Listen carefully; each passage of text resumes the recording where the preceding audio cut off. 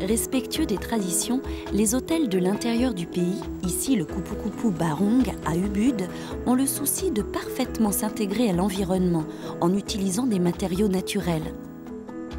Quel est ce matériau? C'est de l'alang-alang. C'est un roseau, une herbe. Et ça pousse où? Tu l'achètes? Ça dépend, je l'achète de temps en temps, ici à Ubud. Sinon, je vais à Tabanan, aussi à Bezaki. Partout, je cherche. À quoi ça sert cet alang-alang? C'est pour faire des toits?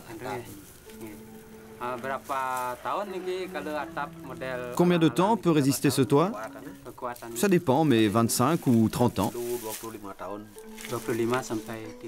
Les toits en alang-alang ne sont qu'un des aspects de l'intégration au milieu. Les constructions sont aussi noyées dans la verdure et les fleurs.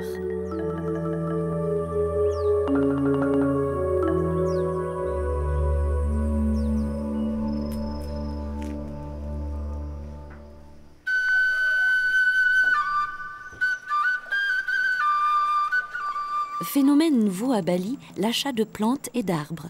Comme très souvent en Asie, les commerces du même type sont regroupés dans la même rue ou le même quartier. Les jardineries balinaises ont élu domicile à un nouveau carrefour de Denpasar. Le top du moment, les bougainvilliers greffés, feuilles unies et tachetées de jaune, et au moins 3 couleurs de fleurs. D'où vient cette plante? De Java. Comment s'appelle-t-elle? Lily Bangkok. Vous replantez après combien de temps?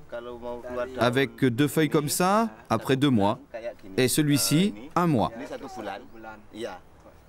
Combien de temps faut-il attendre pour obtenir une fleur? Si on le met dans un petit pot, les racines ne se développeront pas assez. Il est donc préférable de le mettre en pleine terre. Et dans 3 mois, la plante sera fleurie.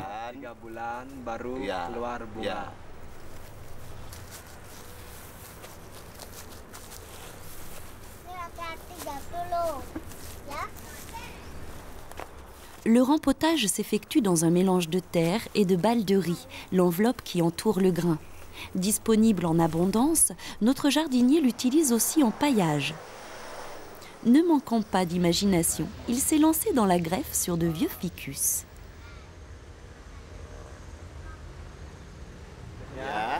On coupe le bout des branches et on fait ensuite une taille en biseau. Puis, on greffe ici, on attache et on recouvre d'un plastique.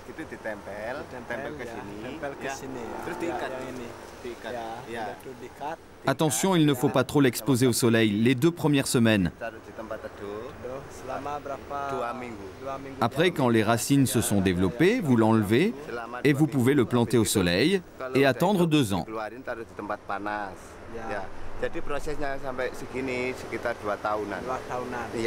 L'Indonésie possède 4 jardins botaniques, dont le premier fut conçu en 1817 par un botaniste allemand. La première création locale se situe dans la région du lac Beratan.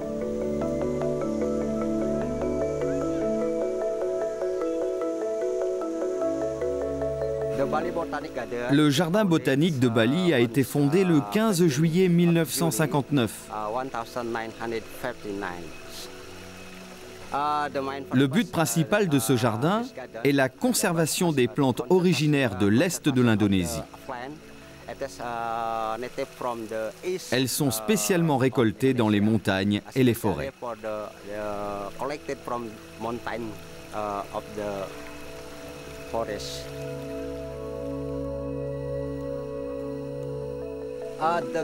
La surface de ce jardin est à peu près d'une centaine d'hectares.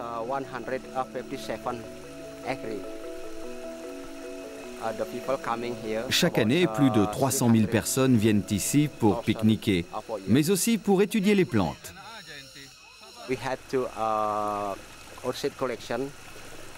Nos collections viennent essentiellement de Bali, de Lombok et des autres îles.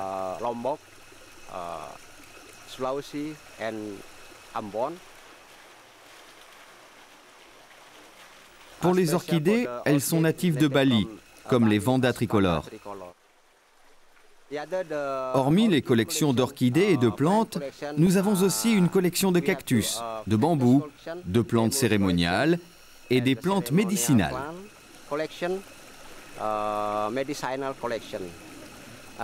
La presque totalité de ces plantes ont poussé autour de ce jardin.